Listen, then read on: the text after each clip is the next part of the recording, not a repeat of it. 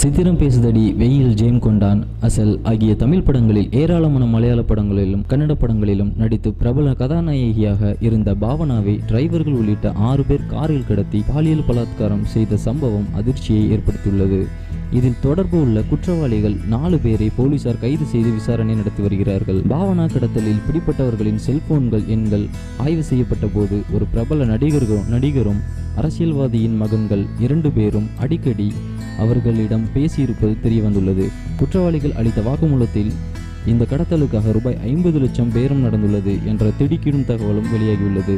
நடிகர் திலீப் பெயரும் இதில் அடிபட்டது. ஆனால் அவர் பாவனா கடத்தலுக்கும் தனக்கும் எந்த தொடர்பும் இல்லை என்று தேவையில்லாமல் தனது பெயரை இதில் இழுத்து இருப்பதாகவும் மறுத்திருக்கிறார்.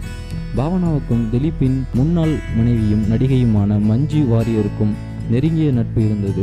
திலீப்புடன் கருத்து வேறுபாடு ஏற்பட்டு பிரிந்த போது குடும்ப வாழ்க்கையில் தனக்கு நேர்ந்த சங்கடங்களையும் பாவனாவிடம் மஞ்சு வாரியர் பகிர்ந்து கொண்டதாக கூறப்படுகிறது.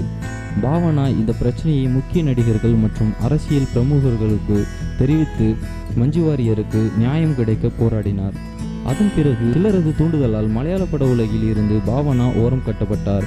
2014ஆம் ஆண்டில் இருந்து 1 வருடம் அவருக்கு மலையாள பட வாய்ப்புகளே இல்லை. இதனால் கன்னட பட உலகுக்கு சென்று அந்த படங்களில் நடித்து சிறந்த நடிகைக்கான விருது பெற்றார். அப்போதுதான் பாவனாவுக்கும் கன்னட தயாரிப்பாளர் நவீனுக்கும் காதல் ஏற்பட்டு இருவரும் திருமணம் செய்து கொள்ள முடிவு செய்தனர். தற்போது பாவனாவுக்கு மலையாள படங்களில் நடிக்க மீண்டும் வாய்ப்புகள் வந்துள்ளன. ரித்திவிராஜ் ஜோடியாக புதிய படம் ஒன்றில் நடிக்கவும் ஒப்பந்தமாகியுள்ளார். இந்த நிலையில்தான் கடத்தல் பாலியல் தொல்லைகளை பாவனா சந்தித்து நேர்ந்துள்ளது. பாவனாவை ஆபாசமாக வீடியோ படம் எடுத்தவர்கள் அதை வெளியிடாமல் இருக்க ரூபாய் 30 லட்சம் பணம் கேட்டதாகவும் தகவல் வெளியாகியுள்ளது. சினிமாவில் சிறு சிறு வேலைகள் செய்த நபர்களும் இந்த கடத்தலில் ஈடுபடுத்தப்பட்டு உள்ளனர். குற்றவாளிகளுக்கு தண்டனை கிடைப்பது வரை சினிமாவில் நடிக்க மாட்டேன் என்று பாவனா அறிவித்திருக்கிறார். இது குறித்து நடிகர் பிருத்திவிராஜ் கூறும்போது, பாவனாவும் நானும் இணைந்து ஒரு படத்தில் நடிக்க ஒப்பந்தம் செய்யப்பட்டுள்ளோம். தற்போது பாவனா தன்னிடம் பாலியல் கொடுமையில் ஈடுபட்ட குற்றவாளிகள் அனைவருக்கும் தண்டனை கிடைப்பது வரை கேமரா முன்னால் வரமாட்டேன் என்று கூறிவிட்டார் என்றார்.